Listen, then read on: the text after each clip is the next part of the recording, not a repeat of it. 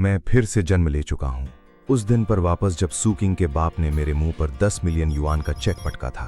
पिछली जिंदगी में मैंने वो चेक फाड़ दिया था और बदले में मुझे सिर्फ उसके लबों पर एक ठंडी तिरस्कार भरी स्माइल मिली और सू जियांगो की बर्फ जैसी जम चुकी निगाहें।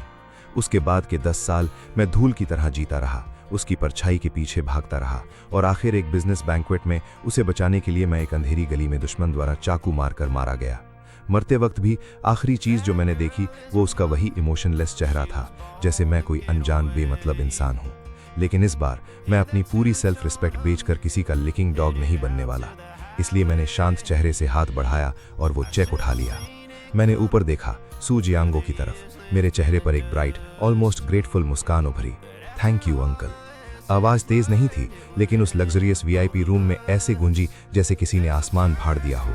सू जियांगो ने जितनी बातें पहले से दिमाग में तैयार कर रखी थीं, सब उसके गले में अटक गईं। उसका पूरा सम्मानित कड़क चेहरा अचानक शौक में बदल गया। उसे शायद लगा होगा कि मैं 100 तरीकों से इनकार करूंगा, लेकिन उसने कभी इमेजिन नहीं किया होगा कि मैं मुस्कुराकर थैंक यू बोल दूंगा। उसके बगल में खड़ा शाओई, जिसके चेहरे पर पहले मॉकिंग स्माइल थी, वो भी फ्रीज हो गया, जैसे किसी ने गले में हाथ डालकर उसे रोक दिया हो। और सू किंग, वो आइस गॉडेस जो तभी अपनी इमोशंस दिखाती ही नहीं, उसकी पत्थर जैसी जमी हुई एक्सप्रेशन पर पहली बार एक हल्की सी दरार पड़ी। उसकी प्यूपिल सिकुड़ी, होंठ खुले, पर आवाज नहीं निकली। मैंने चेक को बड़े प्यार से फोल्ड किया, अपनी फीकी पड़ी जीन्स की जेब में रखा, फिर खड़ा होकर सू जियांगो को हल्का सा झुककर बोला, अंकल, आज से मैं मिस सू को बिल्कुल भी परेशानी नहीं दूंगा। फिर मैंने सू किंग की तरफ देखा। पिछले 3 साल तुमको डिस्टर्ब किया, उसके लिए सॉरी। तुम्हारी लाइफ ब्राइट और स्मूथ रहे, यही दुआ है। सू किंग का शरीर एक झटके से हल्का सा कांपा। पहली बार उसने सच में मुझे देखा। उसकी आंखों में अब ठंड नहीं थी, बल्कि एक गहरी अटल डिसबिलीफ थी। मैं मुड़ा और बाहर निकलने लगा। तभी पीछे से आवाज आई, चैनान, मुझे लगा था तुम में थोड़ी हिम्मत होगी, बट टर्न्स आउट तुम बस एक कमजोर इंसान हो जो पैसे देखते ही झुक जाता है। 10 साल की फीलिंग्स को 10 मिलियन युआन में बेच दिया। पैथेटिक। मेरे कदम बस एक पल के लिए रुके। पिछली जिंदगी में यही लाइन सुनकर मैं पागल की तरह उस पर टूट पड़ा था और उसके बॉडीगार्ड्स ने मुझे आधा मरा कर दिया था। लेकिन इस बार मैं बस धीरे से मुड़ा। मेरी आंखों में गुस्सा नहीं था, सिर्फ हल्की सी दया थी। सेकंड यंग मास्टर, तुम मजाक कर रहे हो। पहली बात 10 साल नहीं, 13 साल। दूसरी बात ये फीलिंग्स नहीं थी, ये मेरी एक तरफा ऑब्सेशन थी। तीसरी बात, ये बेचना नहीं है। आपके पिता ने मेरे 3 साल की मेहनत का सही कॉम्पेंसेशन दिया है। आखिर लिकिंग डॉग बनने में भी टाइम और एफर्ट लगता है ना। 10 मिलियन परफेक्ट अमाउंट है। मैंने वीआईपी रूम का भारी वुडन डोर खोला और बिना पीछे देखे बाहर निकल गया। पीछे बस डेड साइलेंस बचा था। होटल से निकलकर जब सनलाइट मेरी आंखों पर पड़ी तो थोड़ी चुभी। मैंने चेक निकाला, उन नंबरों को देखा, इतने रियल की रोना आ जाए। To hell with love, to hell with self respect. एक बार अंधेरा जी चुका हूं, अब इस बार किसी से प्यार नहीं, अब सिर्फ अब पैसा। मैं तुरंत बैंक नहीं गया। इतना पुराना सू जियांगो कहीं चेक पर होल्ड ना लगा दे या नकली चेक देकर मुझे बेवकूफ ना बनाए। मैं उसकी चाल जानता हूं। मैं टैक्सी लेकर अपने स्लम वाले किराए के कमरे पहुंचा। 10 वर्ग मीटर से भी छोटा, बदबू, सीलन और नूडल्स की स्मेल से भरा हुआ। यही वो जगह थी जहां मैं 3 साल तक पिछली लाइफ में रहा था, सिर्फ इसलिए कि सू किंग का स्कूल पास पड़े। मैंने अपना पुराना लैपटॉप खोला, 5 साल पुराना। स्क्रीन लैग करते करते चालू हुआ। मैं कुर्सी पर पीछे झुक गया और सोचने लगा, रीबर्थ के बाद सबसे बड़ी ताकत क्या है? इन्फॉर्मेशन। अगले 10 साल की इकोनॉमी, कौन से स्टॉक्स उछलेंगे, कौन सी इंडस्ट्रीज राइज होंगी, मुझे सब पता है। मैंने स्टॉक मार्केट सॉफ्टवेयर खोला और एक कोड डाला, टफ टेक्नोलॉजी।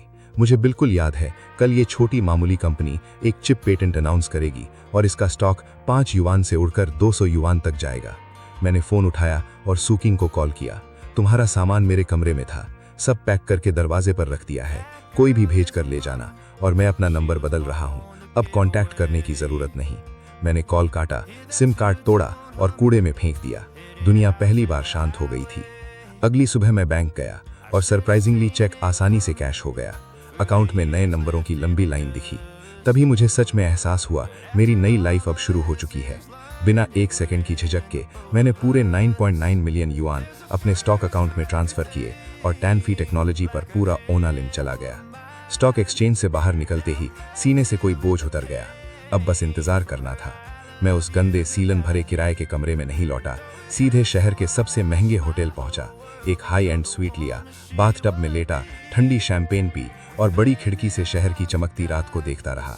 थोड़ा अजीब सा लगा, पिछली जिंदगी में मैं ऐसे होटल के बाहर खड़ा होकर ऊपर देखता था, कल्पना करता था कि शायद अंदर किसी पेंट हाउस पार्टी में सूकिंग भी होगी।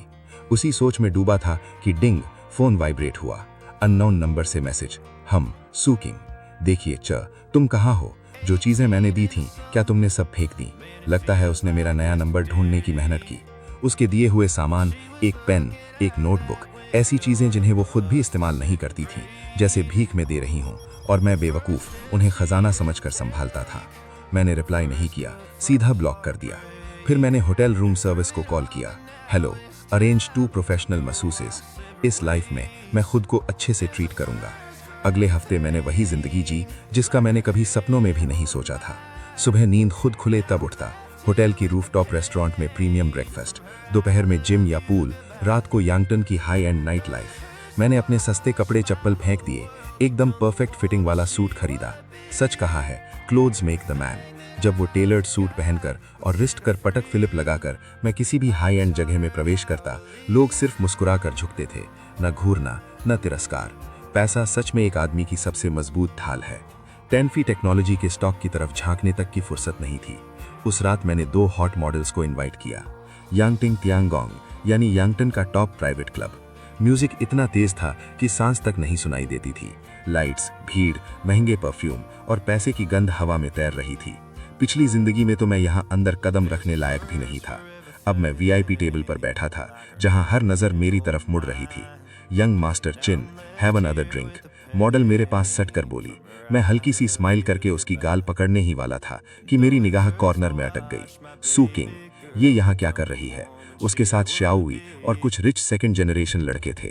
श्याओवी कुछ बकवास बढ़ चढ़कर बता रहा था और सूकिंग हमेशा की तरह ठंडी, चुप, भीड़ से कटी हुई।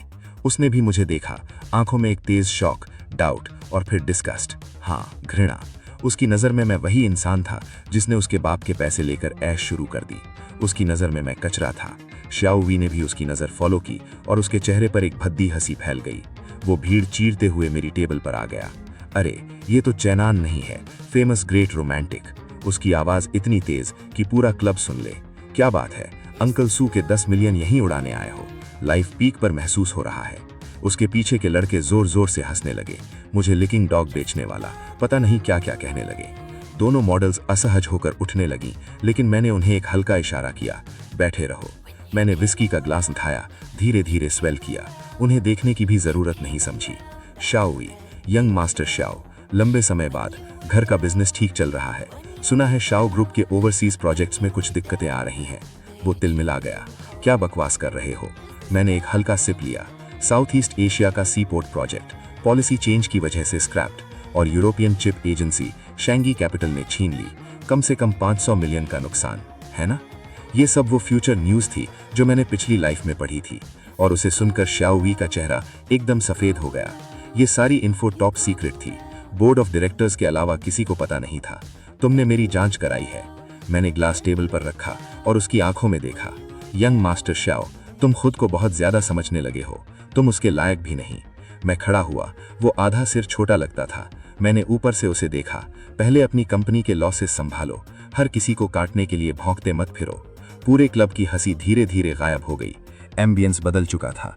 शाओवी का चेहरा सफेद से लाल फिर पीला हो गया। एक शब्द नहीं निकला उससे। मैंने उसकी तरफ भी नहीं देखा। वॉलेट से नकदी निकाली, टेबल पर रखी। थैंक्स लेडीज, कैब लेकर घर चले जाना। फिर मैंने अपना सूट ठीक किया, कॉलर सीधी की और उसकी तरफ देखकर आगे बढ़ गया। सूकिंग के पास पहुंचकर बस 1 सेकंड रुका। उसकी आंखों में शौक उससे भी ज्यादा गहरा था। शायद वो समझ ही नहीं पा रही थी कि कुछ दिनों पहले का वो गरीब दबा कुचला लड़का आज इतना ठंडा, शार्प और अपरिचित कैसे हो गया। मैंने हल्की सी मीनिंगफुल स्माइल दी। क्लासमेट सू, लोगों को पहचानना सीखो। और मैं चल दिया। पीछे बस हैरान चेहरों की भीड़ और मेरे कदमों की ठंडक रह गई। समस्या ये नहीं कि तुम पहुंच से बाहर हो, समस्या ये है कि अब मैं ऊपर देखने की मेहनत भी नहीं करता। क्लब से निकलकर मैं होटल नहीं लौटा, सीधे एयरपोर्ट की तरफ गाड़ी मोड़ दी। यूनचांग, ये शहर मेरी पिछली जिंदगी के हर दर्द की जड़ था। अब जब मुझे मेरा पहला बड़ा पैसा मिल चुका था तो यहाँ रुकने का कोई मतलब नहीं था। सुबह होते ही फ्लाइट उड़ चुकी थी। डेस्टिनेशन मोडू, वो इंटरनेशनल सिटी जो सोने और मौकों से भरी हुई है। फर्स्ट क्लास की सीट पर लेटकर मैंने फोन बंद किया और गहरी नींद में डूब गया। आंख खुली तो प्लेन हुडोंग इंटरनेशनल एयरपोर्ट में उतर चुका था। एयरपोर्ट के बाहर कदम रखते ही मोडू की हवाओं में जो खतरनाक सी आज़ादी थी वो किसी योद्धा की नई शुरुआत जैसी लगी। मैं कोई घर खरीदने नहीं भागा, सीधे थॉमसन रिवियरा होंगपू रिवर के किनारे की सबसे लग्जरी सर्विस अपार्टमेंट में एक लॉन्ग टर्म स्वीट ले लिया। 360 डिग्री के कांच की खिड़की से नीचे की तरफ बंड की रात चमक रही थी और मुझे एहसास हुआ यही असली स्टेज है मेरा। अगले दिन मार्केट खुलते ही मेरे ब्रोकर का फोन आया। उसकी आवाज़ कांप रही थी। मिस्टर चिन, वो ऊपर लॉक हो गया। 10 फी टेक्नोलॉजी ने अपर सर्किट मार दिया। मैंने बिना एक्साइटमेंट के कहा, होल्ड, 150 के नीचे मत छूना। फोन काट कर मैं अपनी नई मूव की प्लानिंग में लग गया। स्टॉक्स बस तेज पैसा है, स्टेबल फाउंडेशन नहीं। मुझे अपना एम्पायर बनाना था, एक ऐसा बिजनेस किंगडम जो समय के साथ सिर्फ बढ़े। पिछली जिंदगी की यादों के आधार पर मुझे पता था आने वाले सालों में 3 सेक्टर दुनिया पलट देंगे: इंटरनेट, टेक, हेल्थ केयर और न्यू एनर्जी कार्स और आर्टिफिशियल इंटेलिजेंस। पूरा एक हफ्ता मैंने बैठकर एक डिटेल्ड बिजनेस प्लान बनाया। मैं उन फ्यूचर स्टार्टअप्स में इन्वेस्ट करने के लिए अपनी इन्वेस्टमेंट फर्म बनाने वाला था। 1 महीने बाद टफ टेक्नोलॉजी बिल्कुल मेरी कैलकुलेशंस के हिसाब से 5 यूएन से उड़कर 150 यूएन पर जा धक्का। मेरी 9.9 मिलियन की रकम सीधे 300 मिलियन के पास पहुंच गई। मैंने जीरो हेजिटेशन के साथ सारी शेयर्स बेच दी, प्रॉफिट सिक्योर कर लिया और उसी दिन वोंगचो कैपिटल का जन्म हुआ। मोडू के ग्लोबल फाइनेंशियल सेंटर लूजी की टॉप फ्लोर पर हमारा ऑफिस सेट हो गया। मैंने मार्केट से टॉप एनालिस्ट्स और ट्रेडर्स को इंडस्ट्री से कई ऊंची सैलरीज देकर हायर करना शुरू किया। पहले तो सब मुझे देखकर शक करते थे, 20 से 22 साल का लड़का और इन्वेस्टमेंट फर्म का ओनर। लेकिन फिर 3 बार मैंने यूएस स्टॉक मार्केट क्रैश पहले से प्रिडिक्ट किया और टीम को लीड करके शॉर्ट सेल करवाया। एक दिन में $50 मिलियन कमाए। उसके बाद उनकी नजरें बदल गईं, शक, रिस्पेक्ट और आखिर में वर्शिप। मेरी नजरों में मैं बॉस नहीं, एक गॉड था। मेरी जिंदगी मीटिंग्स, डील्स, रिपोर्ट्स और बड़े लोगों से मिलने में उलझती चली गई। धीरे धीरे मैं येन चैंग के बारे में भूलने लगा, सू किंगिंग और वो पूरी काली पिछली जिंदगी भी। लेकिन तभी एक दिन मेरी सेक्रेटरी एक एनवेलोप लेकर आई। सर, अगले हफ्ते शैंग एग्जीबिशन सेंटर में इंटरनेशनल बिजनेस समिट है। ये ऑर्गेनाइजिंग कमेटी का इन्विटेशन है। मैंने कैजुअली देखा और लिस्ट में एक नाम देखकर हाथ ठहर गया, सू ग्रुप। एक डरावने साईं की तरह फिर सामने। रिजेक्ट कर दो। सेक्रेटरी हिचकिचाई। सर, ये बहुत बड़ा समिट है, ग्लोबल टॉप 500 कंपनियों का आधा हिस्सा आ रहा है और मिस्टर ली, ऑर्गेनाइजिंग कमेटी के मिस्टर ली ने स्पेसिफिकली आपकी प्रेजेंस मांगी है। मिस्टर ली, हांगकांग के सबसे बड़े बिजनेसमैन का बेटा, इस समिट का मुख्य ऑर्गेनाइजर। पिछली लाइफ में मैंने सिर्फ न्यूज में देखा था, अब ये मुझे बुला रहे हैं। लगता है वोंगचो कैपिटल की रेपुटेशन मोडू से बाहर तक पहुंच गई थी। ठीक है, चलते हैं, देखते हैं सू फैमिली के चेहरे कैसे गिरते हैं। और हाँ, मैं उनके लिए एक बड़ा गिफ्ट तैयार कर चुका है। 1 हफ्ते बाद मैं फ्लाइट से समिट वेन्यू पहुंचा। हॉल में घुसते ही जोर से किसी ने मेरा कॉलर पकड़ा। शाओ हुए। उसकी आंखों में खून उतर आया था, चेहरा ऐसा कि जैसे जुआ खेलकर सब गवा चुका हो। चंद, तूने क्या किया? मेरे शाओ ग्रुप का सी पॉट प्रोजेक्ट कैसे रुक गया? तूने किया है ना, बोल। उसका हाथ कांप रहा था, वो लगभग टूट चुका था। आधे महीने पहले यही लड़का दिमाग हवा में लेकर घूमता था। आज मेरे सामने एक थरथराता हुआ मजाक था। मैं शांत था, इतना शांत कि खुद को भी अजीब लगा।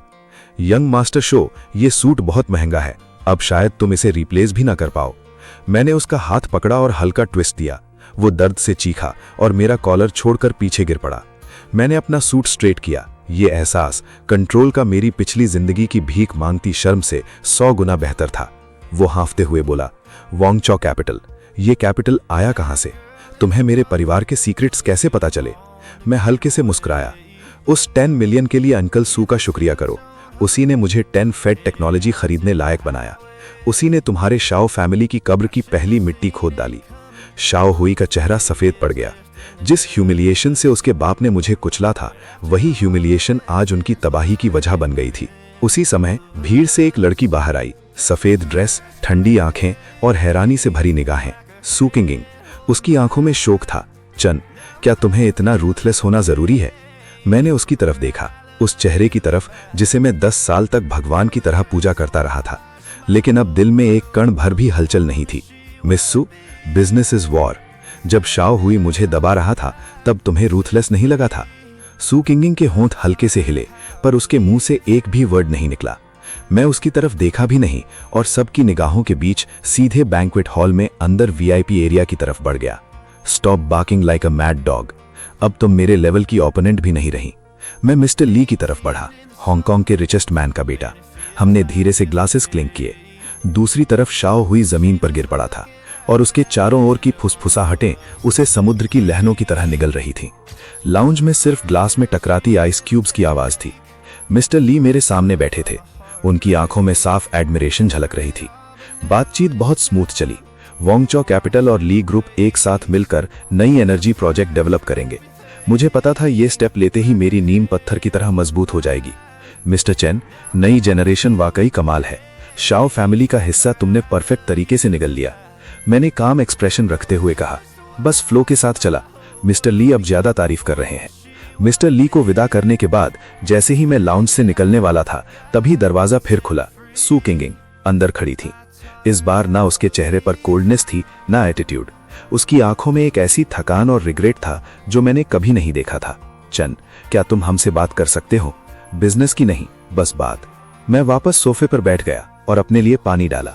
पिछली जिंदगी में अगर उसने इस आवाज में कुछ कहा होता तो शायद मेरा दिल टूटकर चकनाचूर हो जाता, पर अब ये सब सिर्फ टाइम वेस्ट लगता है। मिस सू, मेरी मल्टीनेशनल कॉन्फ्रेंस कॉल है। तुम्हारे पास 3 मिनट्स हैं। तुम पहले मुझे ऐसे नहीं बुलाते थे। वो 10 मिलियन पिता सिर्फ तुम्हें टेस्ट करना चाहते थे। उन्हें नहीं लगा कि बात इतनी आगे बढ़ जाएगी। ये सुनकर मैं हंसी रोकने के लिए लिटरली अपना गला साफ करने लगा। टेस्ट? 10 मिलियन मेरे मुंह पर फेंक कर, बॉडीगार्ड से मुझे धक्के मारकर बाहर निकलवाकर इसको टेस्ट बोलती हो? अगर इस बेकार बात के लिए आई हो तो जा सकती हो miss Su. Thanks for that 10 million. उसने मुझे सिखाया कि डिग्निटी लव से कहीं ज्यादा कीमती होती है। सू किंगिंग पत्थर की तरह जम गई। उसकी आंखों में आंसू चमक उठे। मैं उठकर सीधा उसके पास से गुजर गया, सिर तक नहीं मुड़ा। मिस सू, आगे से दिलविल वाली बातें मत करना। हमारे बीच अब सिर्फ बिजनेस बचा है। मैं लाउंज से बाहर निकला। धूप मेरे ऊपर ऐसे गिर रही थी जैसे किसी ने दुनिया का ब्राइटनेस लेवल बढ़ा दिया हो। पता नहीं क्यों, पर ऑब्सेशन छोड़ते ही हवा भी ज्यादा साफ लग रही थी। तीसरे दिन मोडू लौटते ही सूजैंग का कॉल आया। उसकी आवाज में अब वो पुराने वाला अथॉरिटी नहीं था, सिर्फ बेचैनी थी। मैं वोंगचो कैपिटल की टॉप फ्लोर वाली ऑफिस में बैठा था, नीचे बंड की रिवर व्यू देखता हुआ। मैंने स्पीकर बटन दबाया। चेन, तुम करना क्या चाहते हो? शाओ फैमिली का प्रोजेक्ट छीन लिया, अब सू ग्रुप के स्कैटर्ड शेयर्स भी खरीद रहे हो? अंकल सू, आप ही ने सिखाया था कि बिजनेस में सिर्फ इंटरेस्ट्स होते हैं। सू ग्रुप के स्टॉक्स मुझे प्रॉफिटेबल इन्वेस्टमेंट लग रहे हैं। प्रॉब्लम क्या है? फोन के उस तरफ ग्लास टूटने की आवाज आई।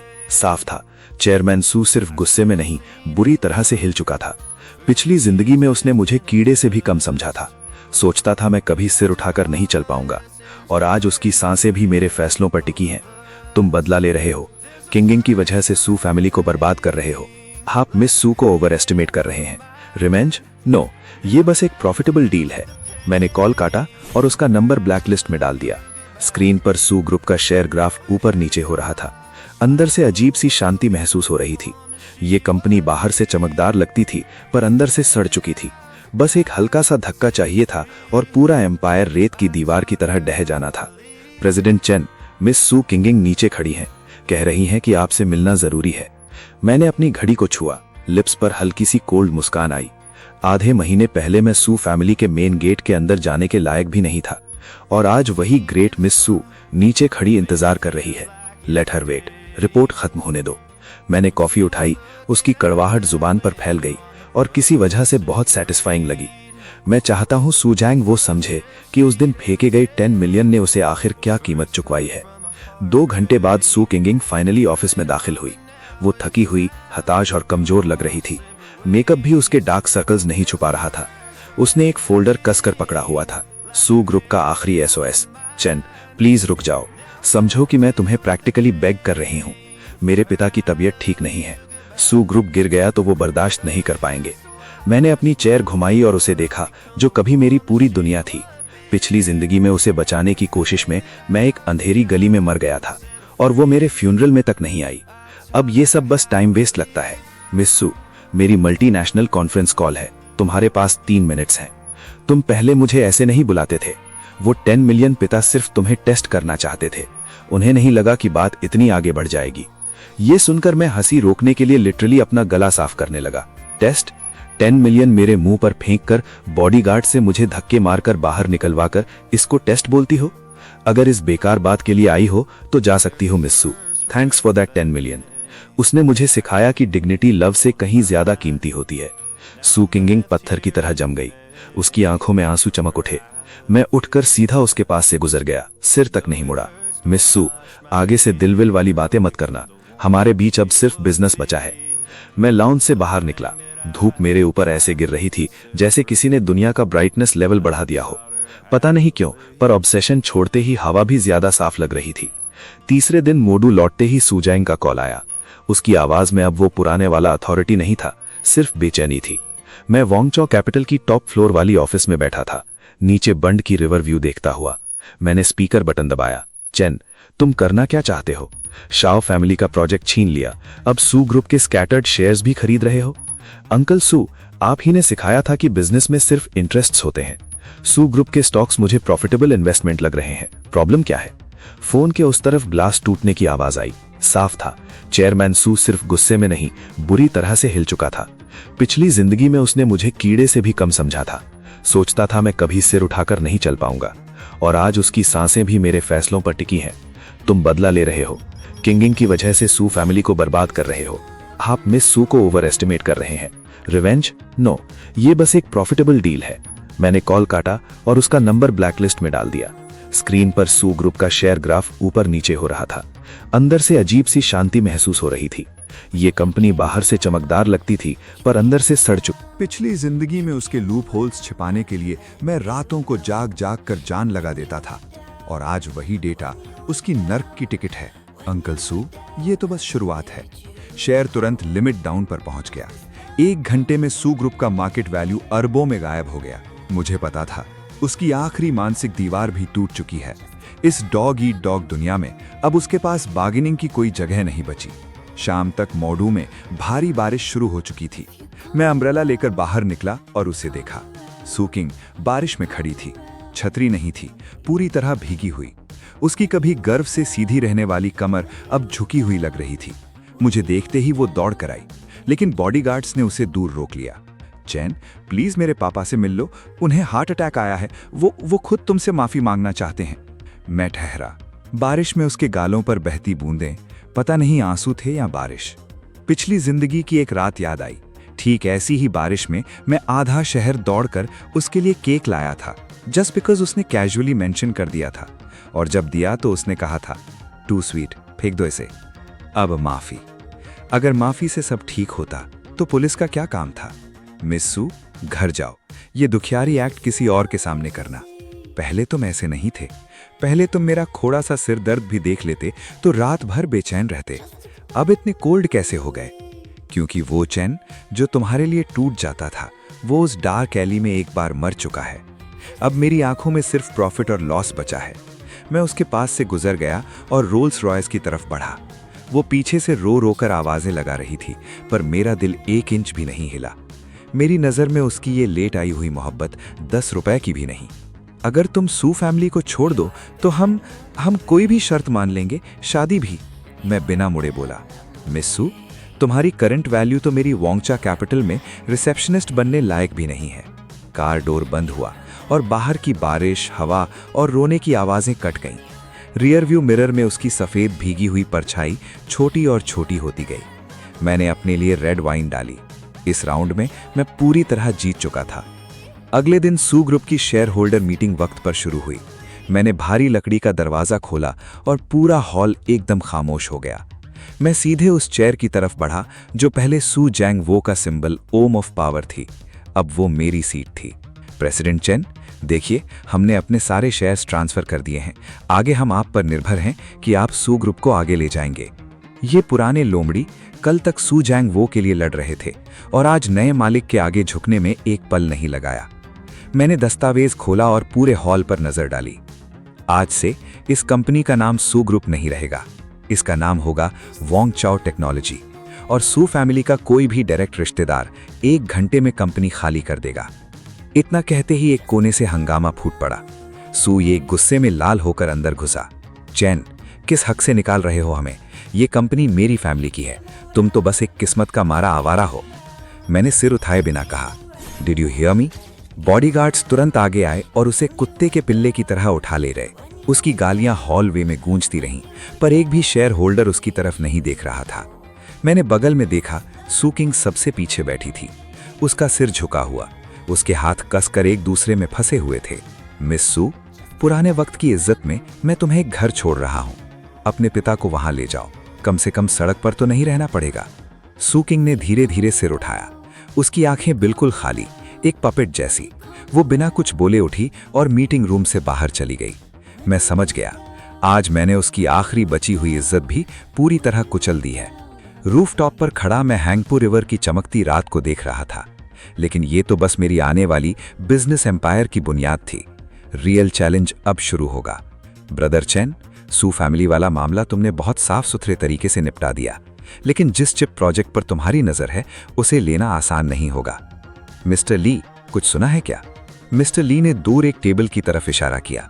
वहां एक औरत बैठी थी, उसकी नजर किसी नंगी तलवार की तरह तेज। वो है शेन रुआकी, आर्टिफिशियल इंटेलिजेंस फील्ड की अगली 10 साल की ओवरलॉर्ड। शेन फैमिली भी उसी प्रोजेक्ट पर कूदी है। और सुनो, इस औरत को लोग रेड हेयर्ड विच कहते हैं।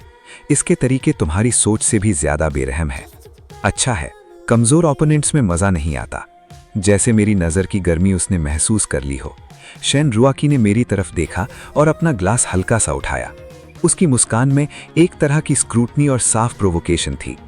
पिछली जिंदगी में शेन फैमिली मॉडू में 3 साल बाद आई थी, लेकिन मेरी रीबर्थ के बटरफ्लाई इफेक्ट ने इस डेंजरस ओपोनेंट को पहले ही ले आया था। शेन रुआकी, पिछली जिंदगी में जब तुम बाजार पर राज कर रही थी तब मैं सू किंग का ड्राइवर था। इस जिंदगी में चल देखते हैं विनर असली कौन है। मैंने हल्की सी स्माइल दी और वहां से चला गया। मुझे अपनी पूरी बिजनेस स्ट्रैटेजी फिर से सेट करनी थी। शेन फैमिली का आना जोखिम भी है और एक बड़ी अपॉर्चुनिटी भी। अगर मैं साउथ की टेरिटरी भी निगल लूं तो वोंगचा कैपिटल को कोई नहीं हिला सकेगा। हैंडओवर खत्म होते ही एक अजीब इंपल्स ने मुझे उस स्लम में वापस जाने पर मजबूर कर दिया जहां मैं पहले रहता था।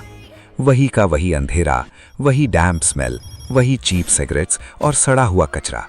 और फिर मैंने उसे देखा, एक कार्डबोर्ड बॉक्स उठाने की कोशिश करती हुई सू किंग। सोचा नहीं होगा चैन कि तुम उसी जगह पहुंच जाओगी जहां तुम रहते थे।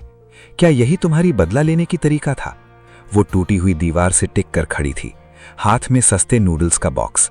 वो लड़की जो कभी सेकंड टियर रेस्टोरेंट्स में भी कदम नहीं रखती थी, आज 100 यूएन किराए के लिए लैंडलॉर्ड से बहस कर रही थी।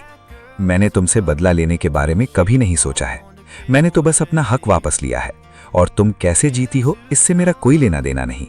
चैन, अगर उस दिन मैंने वो चेक वापस न लिया होता, अगर तुम रीबॉर्न न हुए होते, क्या तुम मुझे लाइफ टाइम प्यार करते? मैं कुछ पल रुक गया, फिर हंसी निकल गई।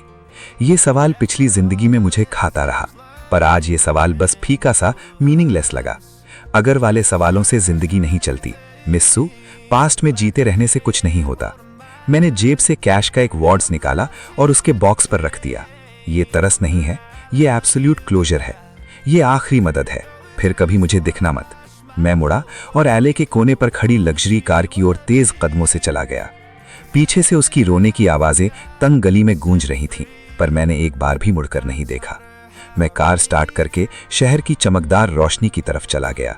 ह्यूज ग्लास विंडो के बाहर मॉडू की भारी बादलियां लटक रही थीं। मेरे सामने बैठी थी शेन रुआकी, इस बार अपने यूजुअल ब्लैक सूट में नहीं बल्कि डार्क पर्पल चोंगसाम में। चेहरा नरम लग रहा था, पर आंखों की आग अब भी वैसी ही थी। मैंने टी सेट संभाला, उबलता पानी, उठती हुई भाप। प्रेसिडेंट शेन, सुना है उस चिप प्रोजेक्ट के लिए आपने सू फैमिली को सीधा पैरों तले रौंद दिया। प्रेसिडेंट चेन, आपकी न्यूज काफी फास्ट चलती है। मैं उसे ट्रैम्पलिंग नहीं कहूंगी, ये बस नॉर्मल बिजनेस रिप्लेसमेंट था। मैंने चाय का कप उसके सामने सरकाया। पिछली जिंदगी में शेन रुआकी इंफॉर्मेशन असिमेट्री से ओपोनेंट्स को खत्म कर देती थी। आज वो ऐसे आदमी के सामने बैठी थी जिसके पास 10 साल का फ्यूचर नॉलेज है। वो प्रोजेक्ट हम शेन फैमिली ने फाइनल कर लिया है। अपना प्राइस बोलो, बिडिंग से विथड्रॉ करो।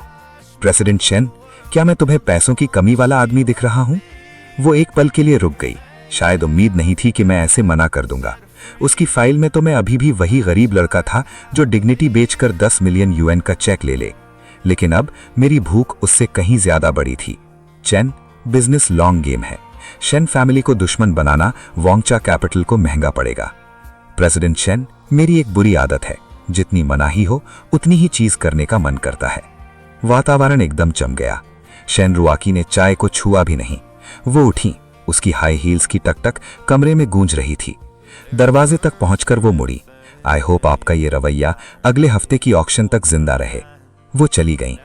मैंने चाय नीचे रखी और खिड़की के बाहर बादलों को देखा। हाँ, शेन फैमिली मुश्किल है, लेकिन मेरी लिस्ट के हिसाब से अगले हफ्ते शेन रुआकी एक ओवरसीज मर्जर में फेल होने वाली है और उसकी कंपनी कैपिटल चेन क्राइसिस में गिर जाएगी। यही मेरा असली कॉन्फिडेंस था। हॉस्पिटल के कॉरिडोर में एक अजीब सी खामोशी थी। डिसइंफेक्टेंट की तेज गंध फैली हुई थी। मैंने कमरे का दरवाजा खोला और देखा सू जैंग वो ऑक्सीजन ट्यूब के साथ बेड पर पड़ा था। सिर्फ आधा महीना हुआ था और वो आदमी इतना पतला हो चुका था कि पहचान में नहीं आता था। उसके बाल पूरे सफेद हो चुके थे। सू किंग बिस्तर के पास बैठकर सिर झुकाकर सेब छिल रही थी। तुम यहां क्या कर रही हो? हम पर हंसने आई हो? मैं इतनी फ्री नहीं हूं। मैं चेयरमैन सू को कुछ बताने आई हूं। सू जैंग वो ने धीरे धीरे अपनी आंखें खोली। धुंधली नजर मेरी तरफ टिक गई। उसके होंठ हिले। आवाज बहुत धीमी थी। मैं उसके बिस्तर के पास जाकर उसे देख रहा था। वही आदमी जिसने कभी मेरे मुंह पर चेक फेंक दिया था। तुम जीत गए। एसयू ग्रुप खत्म हो गया। अब और क्या चाहिए? मुझे शेंजन में सू फैमिली की पुरानी फैक्ट्री वाली जमीन की प्रॉपर्टी डीड चाहिए। बदले में मैं तुम्हारा पूरा मेडिकल खर्च उठाऊंगा और सू किंग को एक डिसेंट जॉब दिलवा दूंगा। सू किंग के हाथ से सेब गिरकर मेरे पैरों तक लुढ़क आया। उसने मेरी तरफ देखा, आंखों में ह्यूमिलिएशन, रिजेंटमेंट और सबसे ज्यादा बेबसी। उसे पता था कि सू फैमिली के पास अब मना करने का भी हक नहीं बचा। चैन, क्या तुम हमारी आखिरी बची इज्जत भी खरीद लोगे? इज्जत कमाई जाती है, किसी और से मांगी नहीं जाती। चेयरमैन, साइन करो। सू जैन कांपते हुए दस्तावेज पर साइन कर देता है। मैंने पेपर उठाया और बिना एक सेकंड देखे वहां से निकल लिया। वो पुरानी फैक्ट्री की जमीन, उसके नीचे भविष्य में बनने वाली सबवे लाइन है। सरकार उसे सेंट्रल बिजनेस डिस्ट्रिक्ट में बदलने वाली है। पिछली लाइफ में सू फैमिली ने इसकी वैल्यू न जानकर इसे शाओ फैमिली को बेच दिया था। इस बार ये पूरा टुकड़ा मेरा है। कल वोंगचा कैपिटल की एचआर डिपार्टमेंट में रिपोर्ट करना, मेरी पर्सनल असिस्टेंट बनना। ये तुम्हारा आखिरी चांस है।